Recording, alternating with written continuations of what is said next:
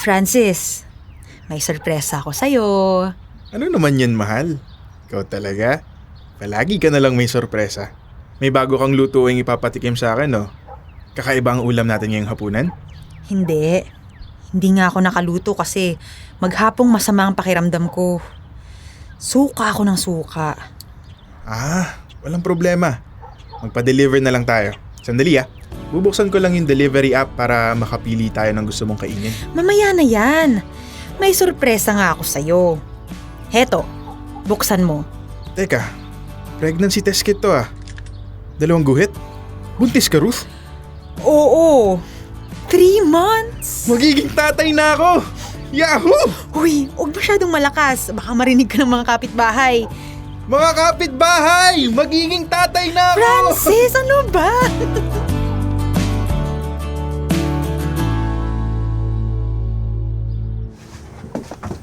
Oh, ano na naman yung dala mo? Para sa baby na naman yan, ano?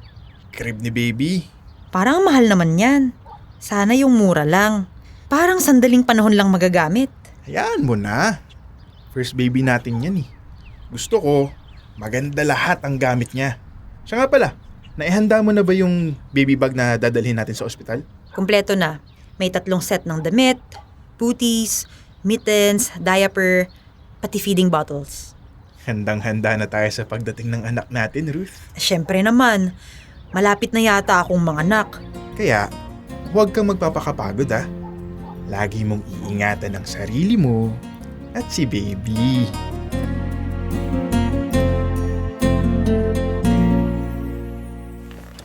Francis? Ruth, kumusta na pakiramdam mo? Huwag mong persahin gumalaw. Gusto mo uminom ng tubig? Pwede ka na daw uminom ng tubig, sabi ng doktor. Francis, nasaan ang baby natin? Francis, nasaan si baby? Bakit hindi ko siya katabi? Ruth,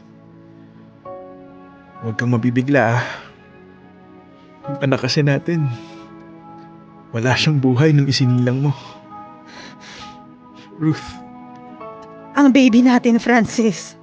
Gusto ko siyang makita. Gusto ko siyang hawakan. Francis, ang baby natin!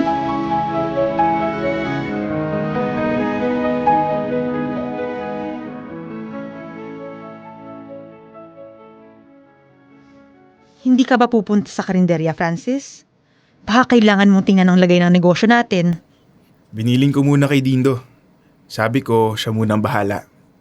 Hayaan mo muna akong alagaan ka. Nakakagalaw-galaw naman na ako. Oo nga. Pero lagi kang nakatulala.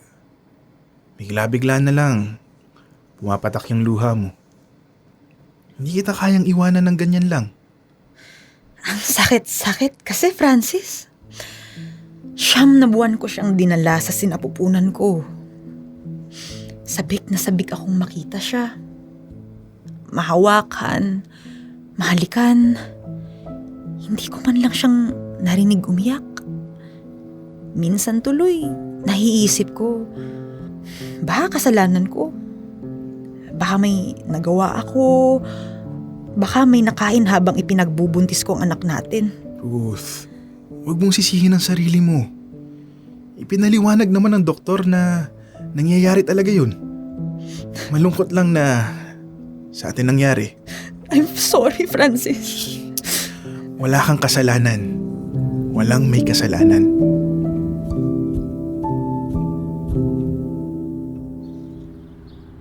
Ruth, sigurado ka bang kaya mo? Huwag mo na akong alalahanin. Kaya ko. Sandali lang ako Babayaran ko lang yung mga suppliers natin. Collection day Tapos, kukunin ko lang yung benta kahapon para mai-deposito ko sa bangko. Huwag kang magmadali para matapos mo ang lahat ng kailangan mong gawin. Mag-iingat ka.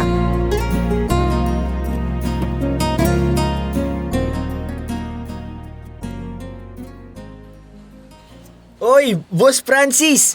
Buti naman napadaan kang hirap nang wala ka, boss. Nako, Dindo. Kayang-kaya mo naman Tinikman ko yung ulam. Kuhang-kuha mo nga yung timpla nakabisado na namin yung timpla na patok sa mga customers natin, boss. Malaking tulong yung kapag nagluluto kayo ni Ma'am Ruth, nanonood kami. Kaya kahit wala kayo, pareho pa din ang lasa ng mga pagkain natin. Ang galing mo ding magtansya, no? Walang halos natitira o nasasayang. Ayo, boss! Kabisado ko na kung gaano kadami ang lulutuin kada araw. Hindi naman tayo nagpapautang, Dindo. Boss, hindi. Tsaka walang nangungutang. Alam naman nilang hindi pwede. Tsaka sa dami ba naman ng, mga nakapaskil na utang is good but we need cash. O gets na nila yan. Basta boss ha, kahit napapatakbo ko naman itong karinderya, iba pa din kapag nandito ka. Ay, boss, kumusta na nga pala si Ma'am Ruth? Ayun, naiuwi ko na sa bahay. Mabuti na rin kasi kapag nasa ospital ang mahal ng bayad kada araw. Pero madalas tulala. Bigla na lang pumapatak yung luha. Ako nga, tuwing may makikita akong batang naglalaro, nalulungkot ako. Nanghihinayang. Kasi hindi na magagawa ng anak namin yun. Boss. Sana malampasan nyo ni Ma'am Ruth yung kalungkutang pinagdadaanan nyo. Ang bait nyong mag-asawa, boss. Lalo na sa aming mga empleyado nyo. Kaya ayaw naming malungkot kayo ng ganyan. Salamat, Dindo ah. Alam mo, napakalaking tulong mo sa akin ngayong hindi ako makatutok sa negosyo. Swerte ko kasi ikaw ang katiwala ko dito. Pareha lang naman tayo, Boss Francis. Ang swerte ko din sa inyo.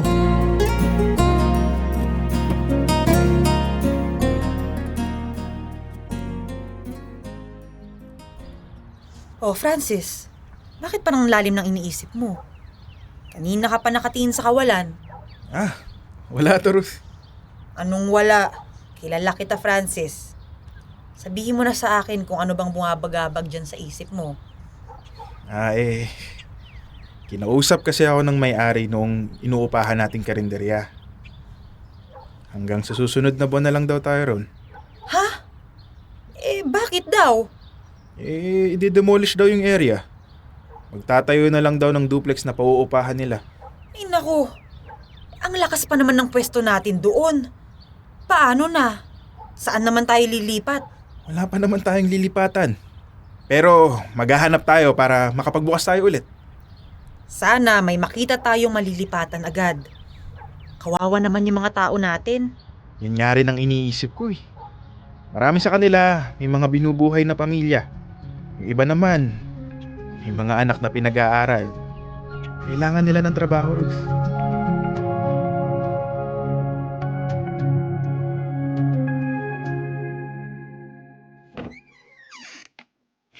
Oh, Francis. Nakauwi ka na pala. Gabi na. Pinilit kasi naming tapusin ang paglilipat. Dami pala nating gamit sa karinderya. Oo naman. Ilang taon kasi tayo doon. Naaalala mo pa ba? Noong nagsimula tayo, parang 3 kaldero lang yung gamit natin. Ilang plato, ilang kutsara at tinidor. Ngayon, ang dami-dami na nating gamit. Oo nga. Pero sininop ko namang mabuti. Para kapag nagbukas tayo ulit, mabilis ang setup. Francis, pasensya ka na ha. Hindi ako nakapagluto. Parang hapong-hapo ako eh. Maghapon lang akong tulog. Okay lang yan, Ruth. Ako na. Sandali lang ha. Gutom ka na? Gusto mo, igawa muna kita ng sandwich habang nagluluto ako. Hindi naman ako gutom. Hintayin ko na lang na makaluto ka. Ruth, ang dami mong rasya sa mukha. May kakaiba ka bang kinain maghapon? Wala naman. Teka lang, Ruth ha. Dadalhin kita sa ER. Baka kung ano na yan. Mabuti na rin yung sigurado.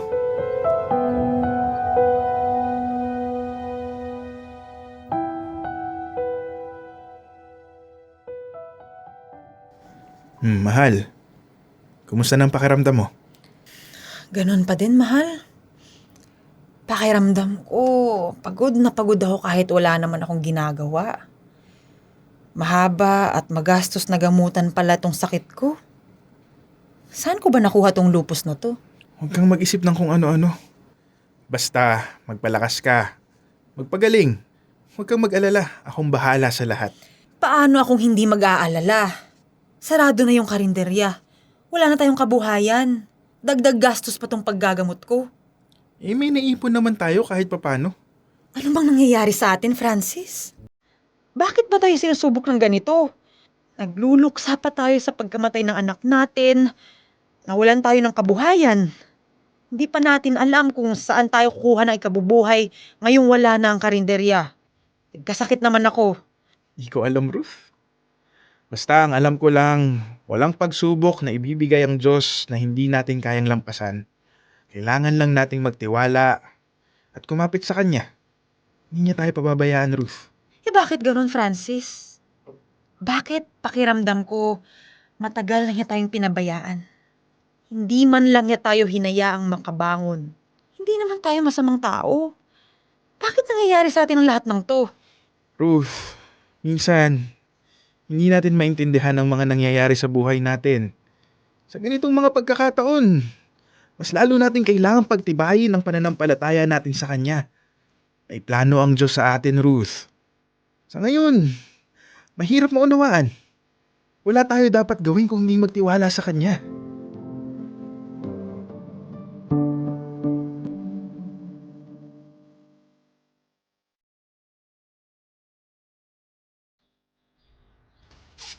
Oh, Ruth. Ako na maglilinis dyan. Bitawan mo na yung walis. Magpahinga ka na. Francis, baka naman ako'y malumpo na. Kaya ko naman. Alam mo, araw-araw ko nararamdaman na bumubuti ang pakiramdam ko. Magandang araw yung resulta ng lab test mo. Sana magtuloy-tuloy na. Sana nga, mahal. Wala namang imposible basta kakapit ka lang sa Diyos.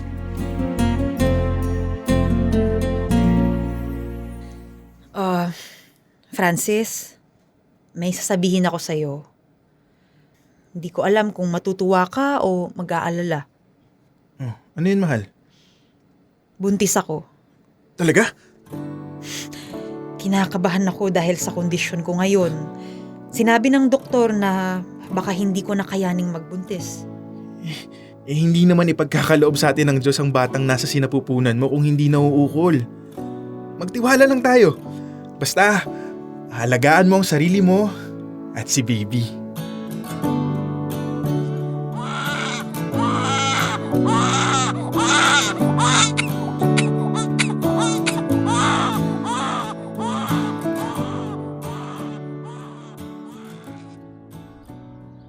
Mahal, ang gwapo ng anak natin, ano? Kamukang kamukha mo. Oo nga. Pero kapag ngumingiti, hawig sa mahal ko. Ano kaya ang gusto niyang maging paglaki niya? Kahit ano, susuportahan natin kung saan siya liligaya. Papalakihin natin siyang mabuting tao at may takot sa Diyos. Totoong napakabuti ng Diyos. In His perfect time, ibinigay niya din sa atin ang matagal na nating pinapangarap. Ang sayang maging magulang, no?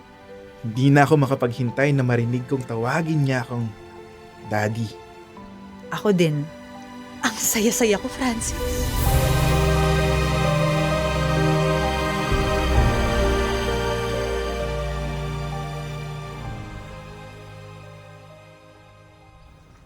Ruth, sa tingin mo, tama ba tong plano ko? Ang tingin ko? Oo. Bilhin mo na yung malaking bahay sa kanto. Magandang lokasyon yun para sa karinderya. Malapit sa eskwelahan, sa munisipyo, sa terminal ng tricycle. Madami tayo magiging customer doon. Saka ang ganda ng bahay, no? Konting-konti lang yung aayusin natin, mahal. Kaso, kukulangin yung ipon natin eh. Di ibenta mo tong bahay natin. Hindi naman natin kailangan ng 2 bahay. Magrenta muna tayo habang pinapaayos ng konti yung bagong bili. Yung taas, yun ang magiging bahay natin. May 4 na kwarto yun eh. May kusina, ang lawak ng teres sa harap kung gusto nating magpahangin. Yung baba naman, yun yung gagawin nating karinderya. Tapos mahal, magpagawa ka ng 2 staff room ha. Oo naman, mahal. Magandang idea na yung nasa mismong bahay natin. Hindi na natin kailangang umalis-alis pa para matutukan ng negosyo.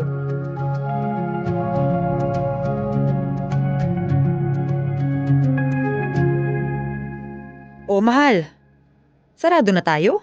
Oo, mahal. Maagang napakyaw yung ulam natin. Pinlano na nga pala namin ni Dindo yung menu bukas, kaya ngayon lang ako nakaakyat. Ito nga pala yung benta ngayong araw. Aba, ang laki nito ah. Mas malaki nga talaga ang kita natin rito kaysa sa dati nating pwesto. Ang mas nakakatuwa pa, di gaya sa dati nating pwesto, hindi na natin kailangan magbayad ng renta.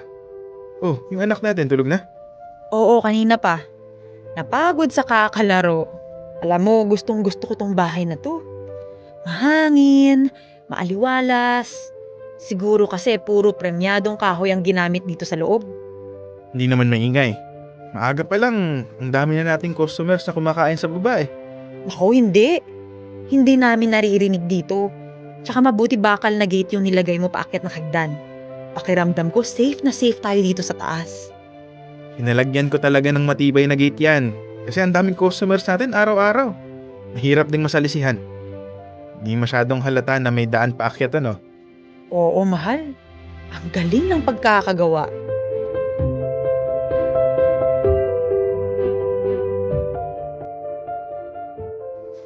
Dear Love, lubos ang aking pasasalamat na binigyan kami muli ng pagkakataong magkaanak ng aking asawa. Lalo pang lumakas ang karinderya ngayong nakalipat na kami ng pwesto. Buti at hindi namin naisipang sumuko sa laban ng buhay.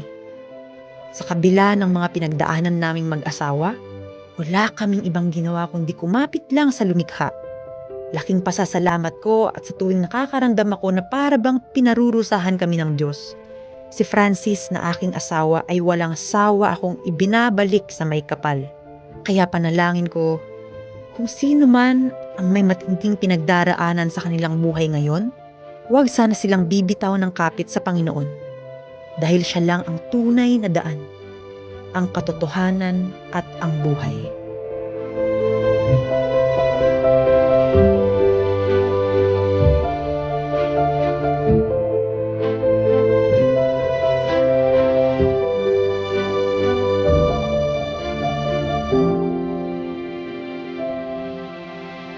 Kailangan pa bang i-memorize yan?